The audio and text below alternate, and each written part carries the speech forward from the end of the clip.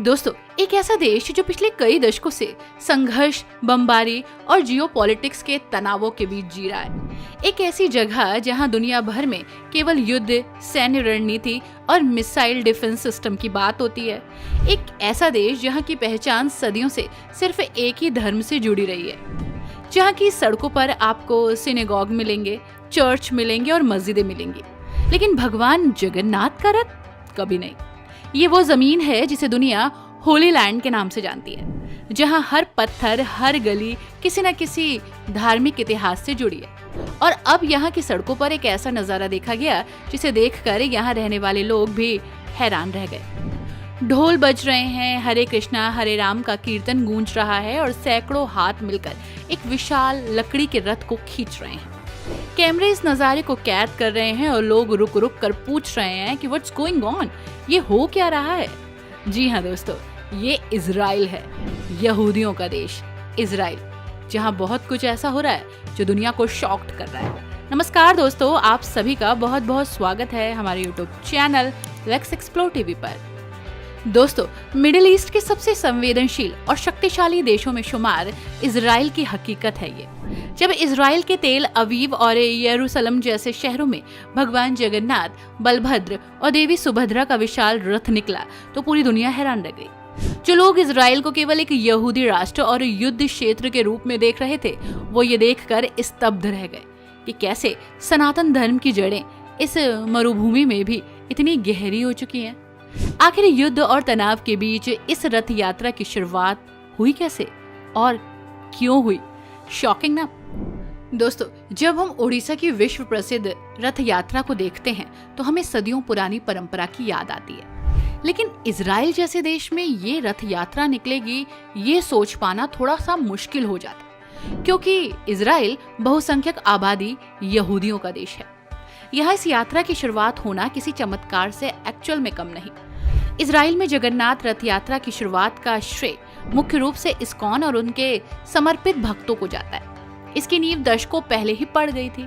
भक्ति वेदांत स्वामी प्रभुपाद ने सनातन धर्म और कृष्ण भक्ति को वैश्विक स्तर पर फैलाने का संकल्प लिया था। इनके शिष्यों ने दुनिया के कोने कोने में जाकर हरे कृष्णा महामंत्र का प्रचार किया। 1970 और 1980 के दशक में कुछ पश्चिमी और इजरायली युवा जो जीवन के गहरे अर्थों की तलाश में थे, वो भारत आए थे और सनातन दर्शन से काफी प्रभावित हुए।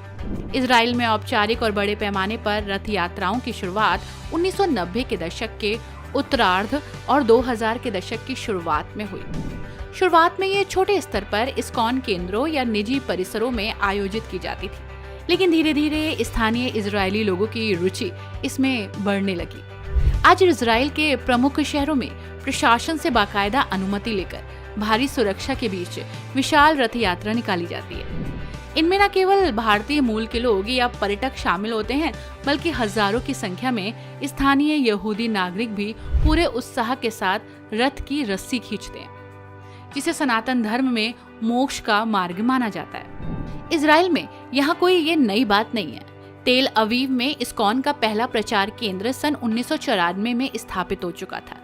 इस वक्त से ही यहाँ कृष्ण भक्ति से जुड़े छोटे छोटे कार्यक्रम, कीर्तन और सत्संग होने लगे। रथ यात्रा जैसा बड़ा सार्वजनिक आयोजन वो मिडिल ईस्ट में कभी नहीं हुआ था। इसका श्रेय जाता है कविचंद स्वामी को। इजराइल के लिए इस्कॉन की गवर्निंग बॉडी कमीशन यानी कि जीबीसी के तौर पर काम करते हैं। कविचंद स्वामी 1996 से इजराइल की भक्त यात्रा से जुड़े थे। साथ ही उन्हीं की अगुवाई में 2022 के जुलाई महीने में हाइफा शहर में पहली बार पूरे मिडिल ईस्ट में रथ यात्रा का आयोजन हो गया। हाइफा को आमतौर पर इसलिए चुना गया क्योंकि ये शहर अपनी धार्मिक सहिष्णुता के लिए जाना जाता है। यही वो शहर है जो बहाई धर्म का वैश्विक मुख्यालय भी है। दोस्तों, पहली रथ यात्रा की सफलता के बाद अगले साल यानी 2023 में 19 मई को तेल अवीव के यारकॉन पार्क में दूसरी रथ यात्रा आयोजित हुई। यारकॉन पार्क इजराइल के सबसे बड़े पार्कों में से एक है, जहां हर साल करीब 16 मिलियन लोग आते हैं। इस आयोजन में करीब 120 भक्तों ने हिस्सा लिया। छोटी मूर्तियों के साथ शोभा यात्रा निकली, महाहरिनाम संकीर्तन हुआ, कथा हुई, कीर्तन हुआ और बच्चों के लिए खास कार्यक्रम भी हुए। कविचंद स्वामी खुद इस मौके पर मौजूद थे और इसके बाद वे एलाट शहर में कई दिनों की हरिनाम यात्रा पर भी निकले।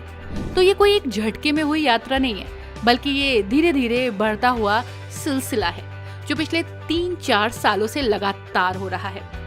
दोस्तों, आखिर सनातन धर्म का असर इजराइल जैसे देश पर क्यों पड़ रहा है, ये बात आपके जहन में जरूर आएगी और इसका जवाब हम आपको देंगे।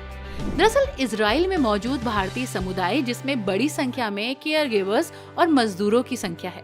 इजराइल एक ऐसा देश भी है जहां बुजुर्ग आबादी तेजी से बढ़ी है और इनकी देखभाल के लिए भारत और नेपाल से हजारों लोग यहां पहुंचे हैं। अक्टूबर 2023 में जब हमास के हमले के बाद इजराइल गाजा युद्ध शुरू हुआ था, इजराइल में हिंदू धर्म मानने वाले लोगों की अचानक संख्या बढ़ने लगी, जिसके बाद लोग ध्यान, सनातन और शांति की तरफ अट्रैक्ट हुए। इस्कॉन ने यहाँ अहम भूमिका निभाई। एक्चुअल में सनातन धर्म को मानने वालों की संख्या करीब 18 से 20 हजार के आसपास होगी। कुल मिलाकर ये इजराइल की पूरी आबादी का करीब 0.1% हिस्सा है।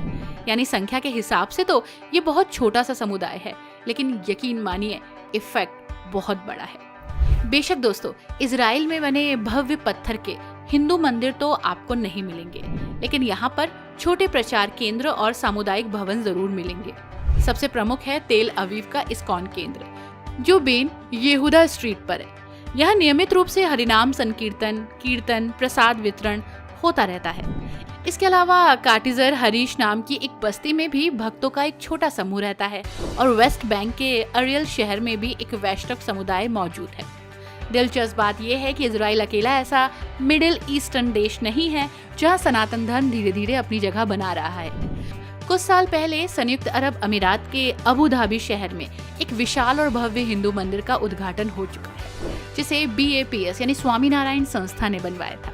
ये मंदिर इतना बड़ा है कि इसकी तुलना पश्चिमी देशों के सबसे बड़े मंदिरों में की जाती है और यहाँ हर दिन हजारों भक्त और पर्यटक आते हैं। इसी तरह बहरीन और कुवैत जैसे देशों में भी सदियों पुराने छोटे हिंदू मंदिर मौजूद हैं, जो वहाँ रहने वाले भारतीय व्यापारी समुदाय की देन है। इन सबको साथ रखकर देखें तो एक बड़ी तस्वीर उभरती है। मिडिल ईस्ट, जो कभी सिर्फ इस्लाम और यहूदी धर्म से जुड़ा माना जाता था, अब यहाँ भी धीरे धीरे सनातन धर्म की मौजूदगी मजबूत हो रही है और जगन्नाथ जी की रथ यात्रा इसका उदाहरण है। सबसे बड़ी वजह है यहाँ काम करने वाले लाखों भारतीय प्रवासी। जन्माष्टमी के मौके पर यहाँ कार्यक्रम होते हैं, जिसमें भगवान कृष्ण के बचपन की कहानियां नाटक के रूप में दिखाई जाती हैं। 108 तरह के पकवान बनाए जाते हैं। ये संख्या भक्तों के बीच बहुत पवित्र मानी जाती है। जहाँ भारतीय गए, अपने साथ अपनी आस्था, अपने त्योहार, अपनी परंपराएं ले गए और यही वजह है कि आज दुनिया के हर कोने में किसी न किसी रूप में भगवान जगन्नाथ का रथ आपको चलता दिख जाए।